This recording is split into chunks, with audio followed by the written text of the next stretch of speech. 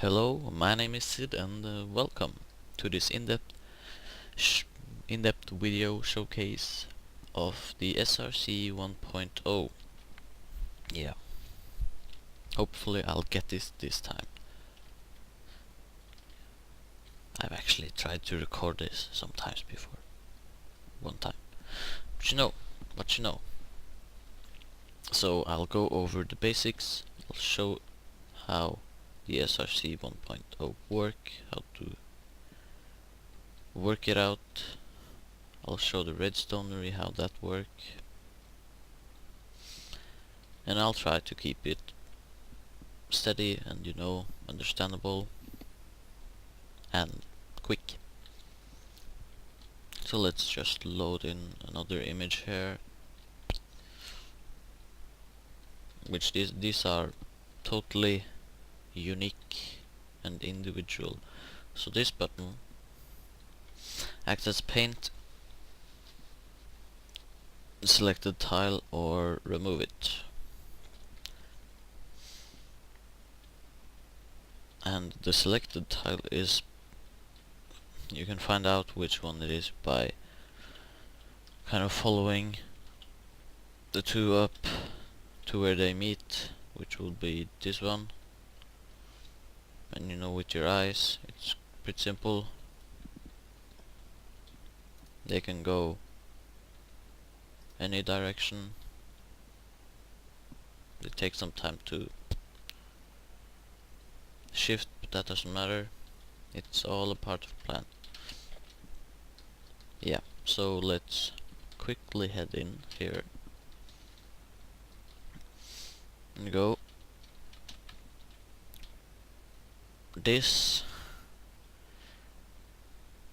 I will not show you just yet. This, when you choose one of the three image files, it goes over here, goes over to this reset, because these are snow latches, so all get reset, and then the one you've chosen gets powered, and in this case it's this one.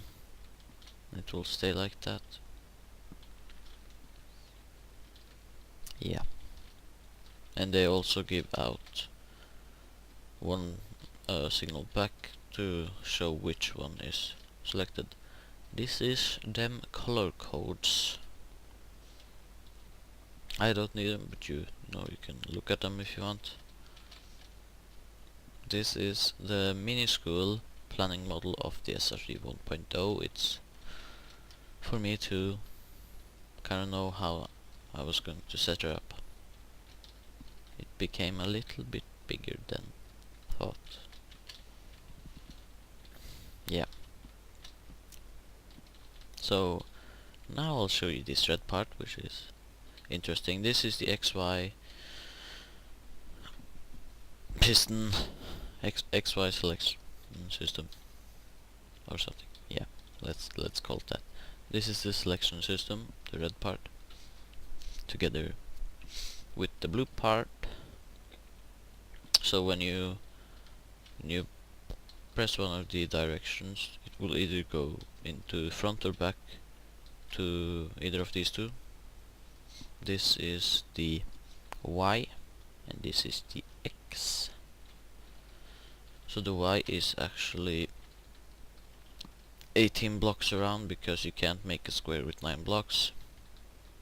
And this one is 16, which is the pixel height of the SRC. 16, 9, X 16. Yeah, okay, so the system goes over here. It goes over here. It goes over here. I actually had to go around and in. It takes, this is the display of the selection system. So this goes around and into the display over there. And this one, zup over here,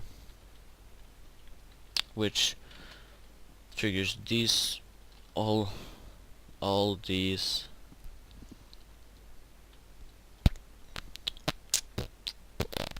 all these AND gates which I designed. Yay! And there are one AND gate for each pixel.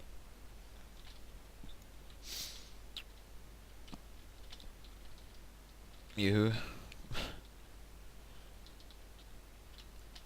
And then when a row is selected on this one, it goes into all the AND gates on the row, and it goes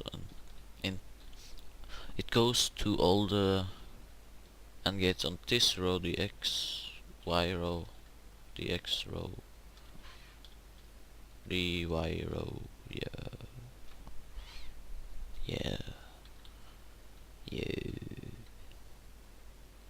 the X.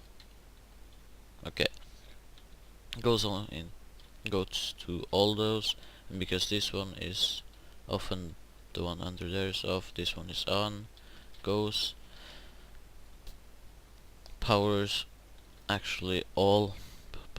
to all three image files. It goes actually into another AND gate, and funny thing, this one is selected, which means this one is off and this one is off, meaning this one is on, giving it some power, turning this down, which allows user input, the orange one, to go through and change this pixel.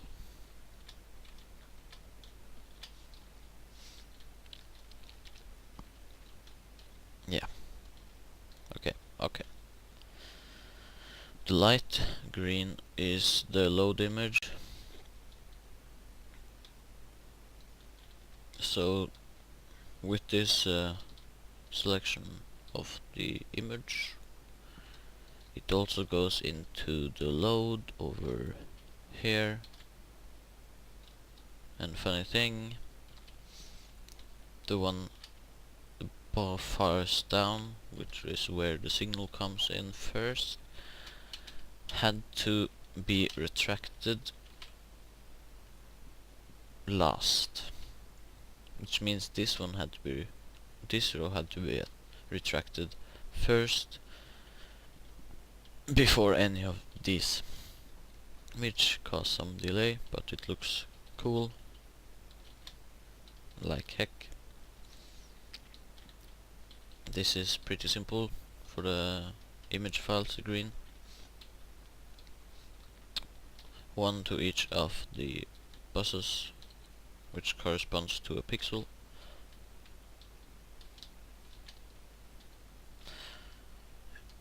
And let's look at the, I don't know, have I looked over the T flip-flops, hopper, dropper, logic, easy. Here comes the selection system, and yes, I know what that is.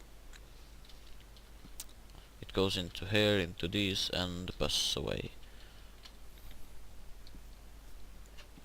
Yeah.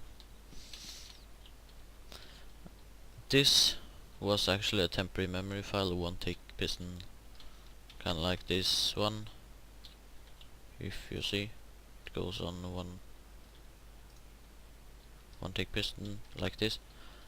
These were all that, and because of that they need to be refreshed.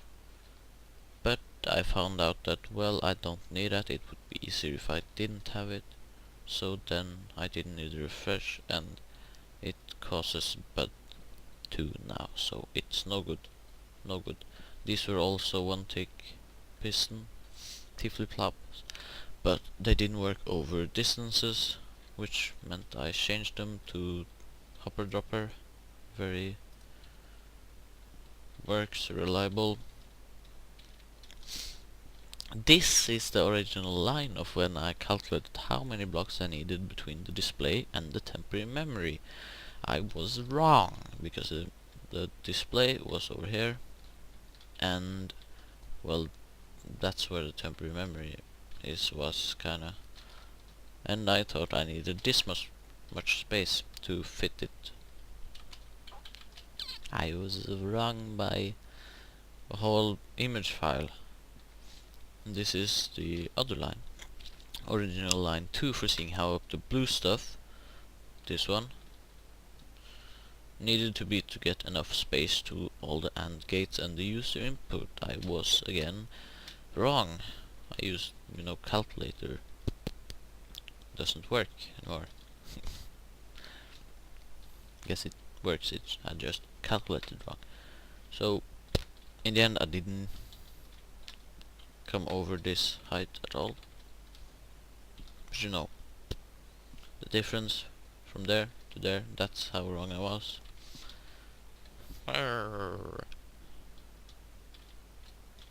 Here goes user input. This is the draw function, goes in here, goes to all pixels, all image files, just goes on here, but only the one selected, which let's see where's that AND gate.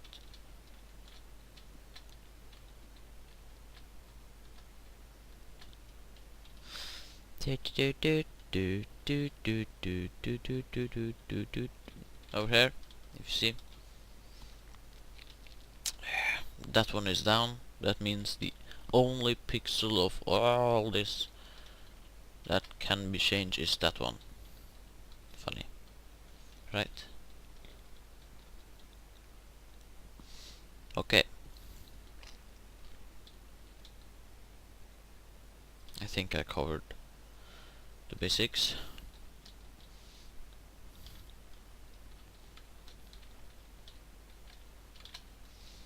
Okay, let's sum it up. You push the button, the draw button, and then it will, depending on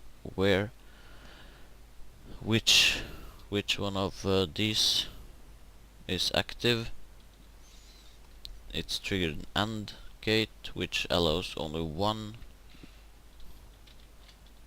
output goes, and depending on which image file you've selected, it goes to that one and opens that one up, and then an AND gate, which is the blue, goes and opens the only pixel up or over in the distance there, and allows only that one to travel through. Yeah. I'm happy about it, really happy about it actually. Because it's my first of this scale, and it actually works. That's quite nice. Even though it's a bit slow. No, this was made for functionality, not speed. I didn't need for speed this time. But yeah.